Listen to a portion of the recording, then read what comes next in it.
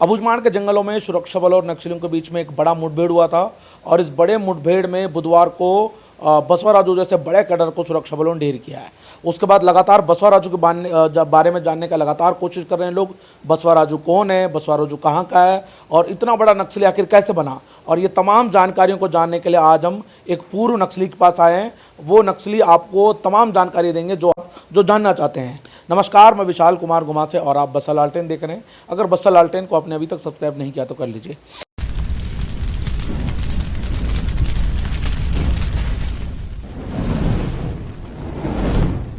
हमारे साथ पूर्व नक्सली बद्रन्ना जी है। बद्रन्ना जी, बहुत बहुत स्वागत है आपका। स्वागत है आपका मीडिया के लिए।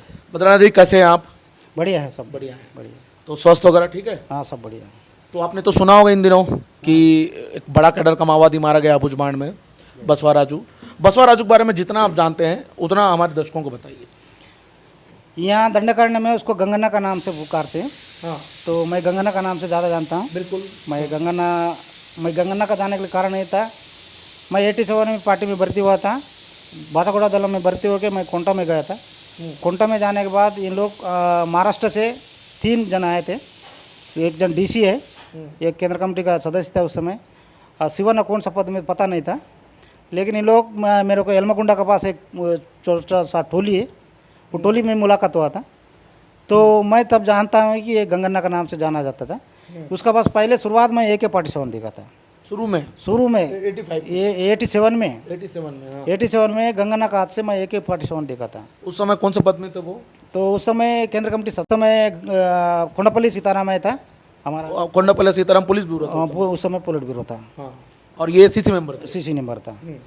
तो रामन्ना का एक रमेश नाम का था, उसके पास 30 कार्बन बोल के एक हथियार था। अभी भी उपयोग में है अभी भी। अच्छा, रामन्ना के पास ना वो नहीं है अभी, वो भी चलन हो गया था। रमेश ना, हाँ, रमेश हाँ। शिवन्ना का पास एक राइफल था 303 था। तो ये 3 जन को मैं पार्टी में जैसा भर्ती हुआ था पहला बार देखा इसको। हाँ। उसके बाद मेरे को कई बार मुलाकात हुआ था कि खास करके वो दंडकारण्य में ज़्यादा घूमता था। बिहार जाते थे, महाराष्ट्र जाते थे, छत्तीसगढ़ में आते थे, इधर उड़ीसा जाता था। उसको पार्टी इसको जिम्मेदार दिया गया कि ये दंडकारण्य में ज़्यादा देखना है। अच्छा। कि यहाँ नदी है, नाला है, पहाड़ी है, अपन आने वाले समय पे पार्टी को विस्तार करने के लिए उचित जगह हुई है। वहाँ रह के आप नक्सल संगठन को मजबूत कर सकते और लोगों को जोड़ सकते। काहे के लिए यहाँ पीड़ित लोग भी ज़्यादा हैं। हाँ। आदिवासी हैं। हाँ। वनवासी हैं। ये बाहर का समाज से कोई लेना देना नहीं। ऐसी जगह में पार्टी को अपन विस्तार करने के लिए उचित जगह है। आप जब मिले थे बसवा राजू गगन्ना से तो उनकी उम्र कितनी होगी? उस समय ना 35 साल का आसपास है। एकदम जवान था। 35 साल का आसपास था। तो अभी मेरे 50 से पार हो गया था। तो अभी तो 70 साल के। जी 70 का होगा। हाँ। तो और क्या जानते हैं बसवा राजू? तो वही है, वो कभी कभी आते थे वो हमारे साथ। उनका क्या होता कि एक दलम से दूसरा दलम पहुंचाता है। उस समय गार्ड वगैरह नहीं था, लेकिन संख्या भी कम था। उस समय शासन भी इतना बड़ा दबाव नहीं थे। उस समय CRP वगैरह नहीं था, खाली कैंप मन पुलिस लोग का भी पुलिस कैंप था। पुलिस कैंप को रक्षण के लिए CRP वाले छोटे छोटे टुकड़े रहते थे कि नक्सलाइट का जानकारी मिलने से भी उन लोग हमला करने के लिए तैयारी नहीं था। मतलब उस समय बहुत मजबूत थे नक्सली? उस समय मजबूती नहीं, उस समय उनका शुरुआत माने पार्टी विस्तार होने का समय था। उस समय हथियार को भी कमी था। उस समय खाली पार्टी का एक विस्तार करना, लोगों को संगठन को मजबूत करना, लोगों को संगठित में जोड़ना, पार्टी को विस्तार करना, यही मकसद था। उस समय पुलिस के ऊपर ना हमला करना नहीं था, ना पुलिस हमारे ऊपर कब नक्सलेट के ऊपर हमला नहीं करते थे। लेकिन पुलिस हमला करने से भी पकड़ने के लिए ज़्यादा कोशिश करते थे। अभी जैसा फायरिंग नहीं करते थे। तो उस समय से मैं इसको जानता हूँ। उस समय सब जान रहे हैं। जी। कहाँ का है पता है आपको? ये विशाखापट्टनम का है। तो श्रीकाकुलम जिले से मैंने इसका, हाँ, इसका इतिहास ये है कि पश्चिम बंगाल खत्म होने के बाद श्रीकाकुलम में क्रांति फिर स्टार्ट हुआ था। उस समय से इसको पार्टी से संपर्क था। श्रीकाकुलम जैसा खत्म हो गया, तेलंगाना में फिर सायुध पोराटम बोल के फिर लड़ाई हुआ। पार्टी ऐसी हुआ है, आपको बताने के लिए, पहले पश्चिम बंगाल में खत्म होने के बाद श्रीकाकुलम में खत्म होने के बाद तेलंगाना में खत्म होने के बाद अभी दंडकारण्य में। तो पार्टी इस टाइप का घूमते घूमते ये बढ़ते आज नुकसान स्थिति पर पहुंची थी। बसवराजू कुछ समय किस तरह दबदबा था कि लोगों के साथ जब मीटिंग लेते थे, बैठक लेते थे, तो क्या डरा धमका के बोलते थे कि बहुत शांति से मतलब लोगों को समझाते थे? माने उनका स्वभाव कैसा था उस समय? नहीं, उसका स्वभाव बहुत सीधा साधा था। सीधा साधा था, वो लोगों को सब मीटिंग में नहीं लेता, तो उसका वो काम नहीं था ना।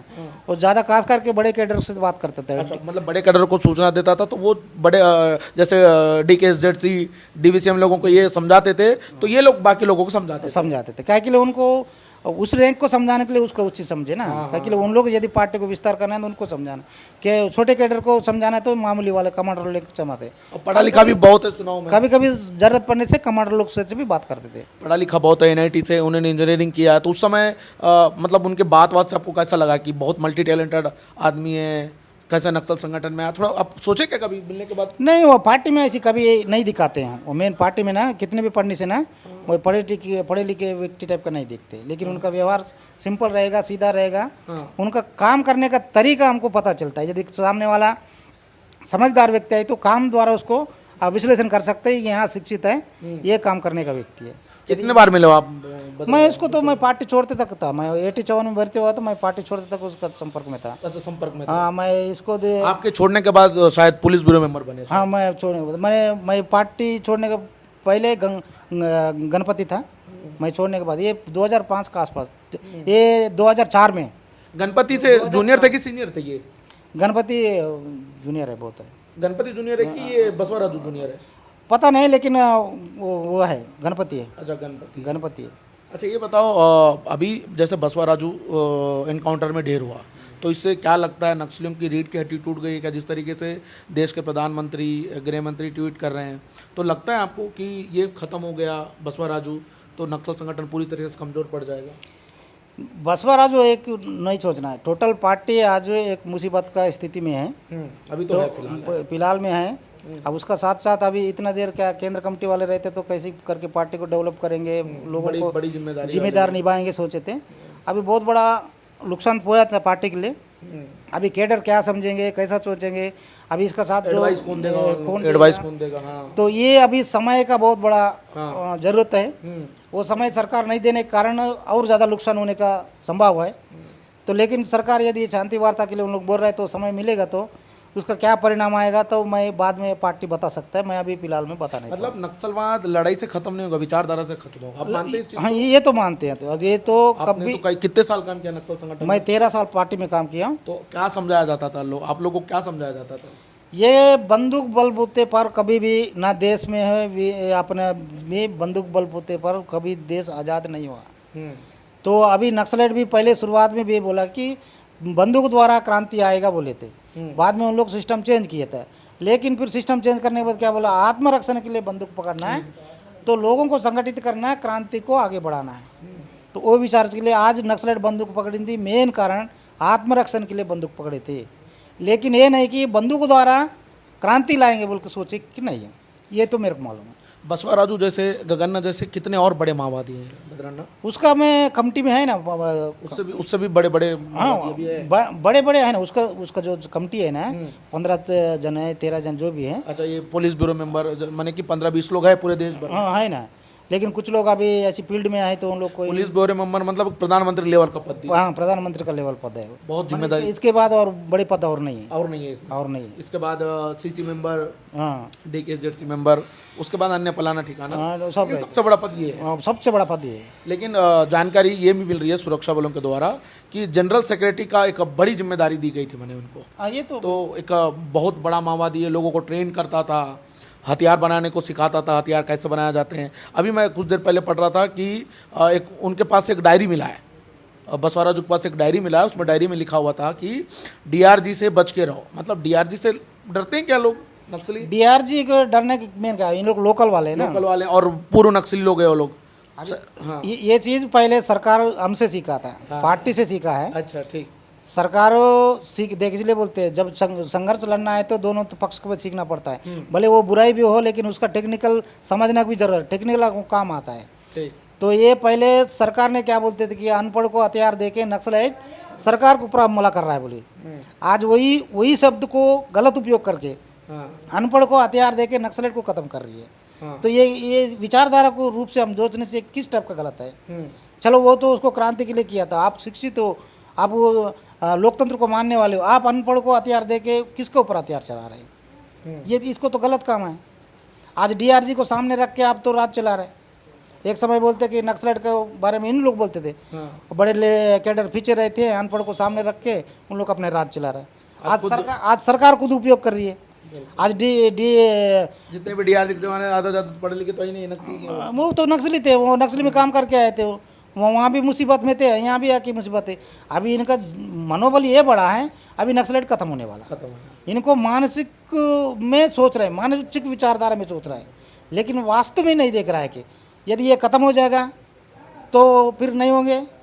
तो ये मान के चलो, एक उदाहरण मैं बोलना चाहता हूँ, यदि नक्सलाइट खत्म हो जाएंगे, ये डीआरजी का स्थिति क्या है? इनका स्थिति क्या होने वाला है? लड़ेंगे फिर ये लोग? किन से लड़ेंगे? इनका क्या पद दिया जाएगा? कौन सा ऑपरेशन में जाएंगे? इसको सोचने का है। बड़ा सवाल है। अन्ना ये बताओ मेरे को कि आप मानते हो नहीं मानते हो, जैसे बसवा राजू मारा गया है तो नक्सलियों का रीढ़ का हड्डी टूट गया, क्योंकि बड़ा कैडर का माओवादी है, लोगों को मजबूत रख के चलता था, मजबूत बना के चलता था, तो थोड़ा बहुत प्रभाव पड़ेगा ना नक्सलियों को? थोड़ा बहुत नहीं, अच्छा पड़ा क्या? अच्छा पड़ेगा। थोड़े बोलने की बात नहीं है, अच्छा प्रभाव। अच्छा पढ़ा लिखा आदमी है, पढ़ा लिखा आदमी था। इसीलिए पार्टी में बोलते हैं ना, कैडर, बड़े कैडर को नुकसान नहीं होना है। बड़े कैडर रहेगा तो जल्दी उसको फिर ग्रोथ करेगा। यदि बड़े कैडर का लेवल अभी बढ़ाना बोलने से बहुत कठिन होता है। उसको पार्टी का जानकारी होना चाहिए, अनुभव होना चाहिए, इतिहास होना चाहिए, इतिहास पढ़ना चाहिए। अभी आएंगे, नया युवा आएगा, ऐसी बात नहीं, आने के लिए आएंगे, लेकिन वहाँ तक पहुँचना है जहाँ हम पहुँचे थे, वहाँ तक पहुँच नहीं पाएंगे। उसको पहुँचने के लिए फिर टाइम लगेगा। उसी समय यदि फिर सरकार इसी टाइप का एक्शन यदि फिर लेंगे, संभालना और बहुत मुश्किल हो गया ना। ज़्यादातर जितने भी बड़े कैडर के माओवादी होते हैं, ज़्यादातर तेलंगाना के क्यों होते हैं? इधर के लोगों को क्यों बड़ी जिम्मेदारी नहीं दी जाती है? तेलंगाना का होने के कारण देख, पार्टी पहले शुरुआत हुआ था आंध्रा से।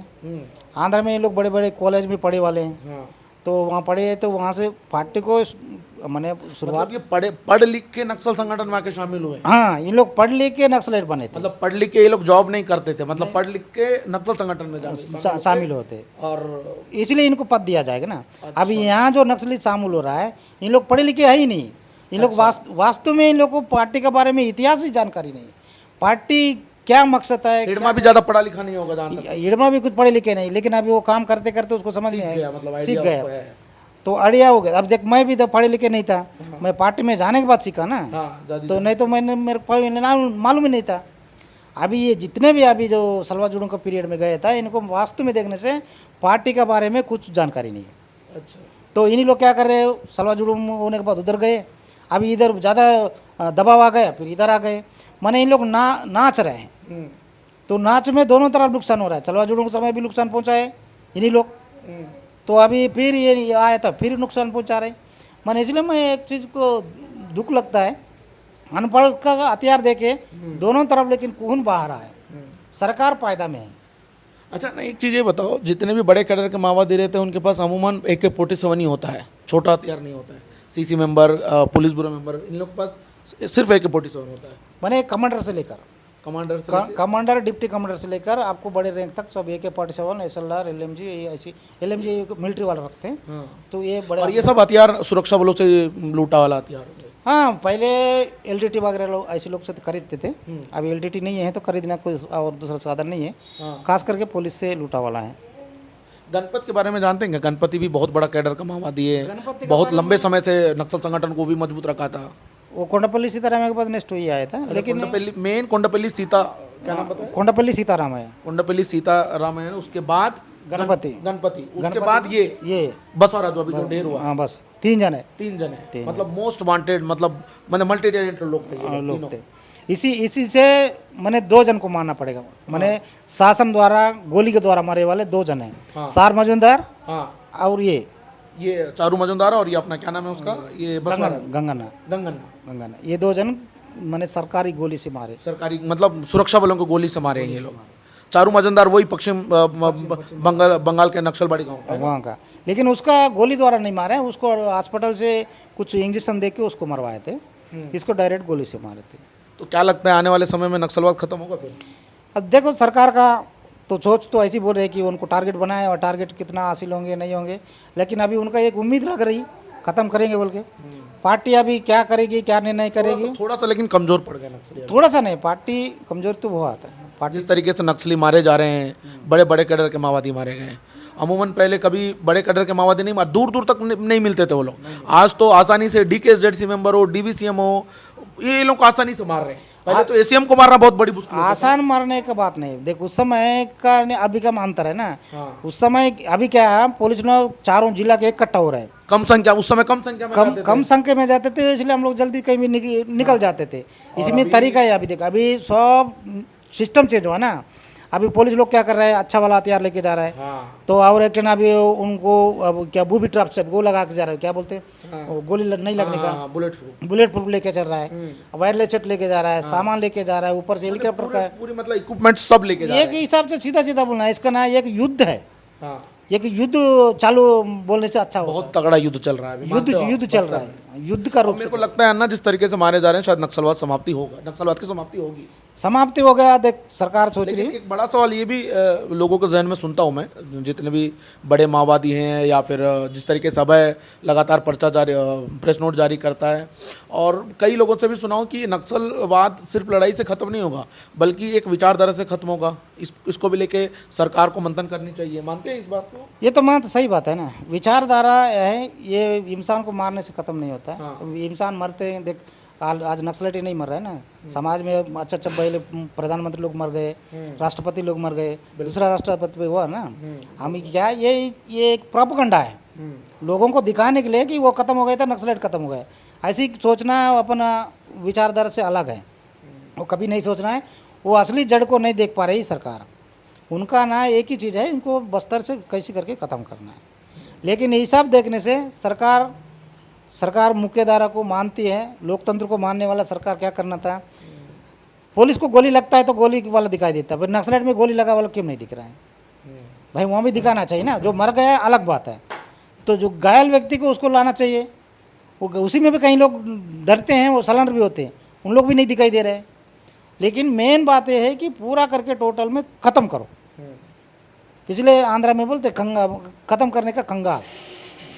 ये और कुछ अंत में और कुछ बताना चाहेंगे क्या बसवराजू को लेके, गगन्ना को लेके? और कुछ नहीं, इतने हैं बस। लेकिन एक करता था काम, मैं उसके साथ बहुत सारा काम किया हूँ, पार्टी छोड़ते तक मैं उसके साथ था। मतलब मल्टी टैलेंटेड आदमी था और चलता था, गणपति भी करता था, ऐसी बात नहीं है। गणपति से भी मुलाकात हुआ, केंद्र कमेटी वालों को सबसे मैं मिला हूँ। तो ये थे पूर्व नक्सली बद्रन्ना। इन्होंने बताया कि किस तरह से जो है बसवा राजू का दबदबा था नक्सल संगठन में, किस तरह से वो बाकी माओवादियों को ट्रेन करते थे, बाकी माओवादियों को समझाते थे, किस तरह से लोगों को अपने साथ जोड़ते थे। तो कुल मिला के अभी छत्तीसगढ़ के बस्तर के अबूझमाड़ में जिस तरीके से बसवा राजू को सुरक्षा बलों ने ढेर किया, इससे अंदाज़ा लगाया जा सकता है कि अब क्या है, नक्सलियों की जो रीढ़ की हड्डी है वो पूरी तरीके से टूट गई है। बहुत ज़्यादा प्रभाव पड़ सकता है नक्सलियों को, क्योंकि अगर उनका कोई शीर्ष नेता या फिर बड़ा नेता अगर मारा जाता है, निश्चित तौर पर एक बड़ा नुकसान नक्सल संगठन को हो सकता है। और बता दूं आपको, बसवा राजू पे लगभग 10 करोड़ से ज़्यादा के इनाम है। अलग अलग राज्यों में अलग अलग इनाम है, कोई राज्य में 1 करोड़, कोई राज्य में 2 करोड़, कोई राज्य में 3 करोड़, ऐसे कुल टोटल मिला के 10 करोड़ रुपए के इनाम है। और ये पुलिस ब्यूरो मेंबर है, अब जनरल सेक्रेटरी है, एक बड़ा कैडर का माओवादी, और अबूझमाड़ के जंगलों में आखिरकार बसवा राजू को सुरक्षा बलों ने ढेर किया है। फिलहाल ये जानकारी आपको ठीक लगा तो इस जानकारी को ज़्यादा से ज़्यादा शेयर कीजिएगा और साथ में बसवा लालटेन को सब्सक्राइब कीजिएगा। नमस्कार, धन्यवाद।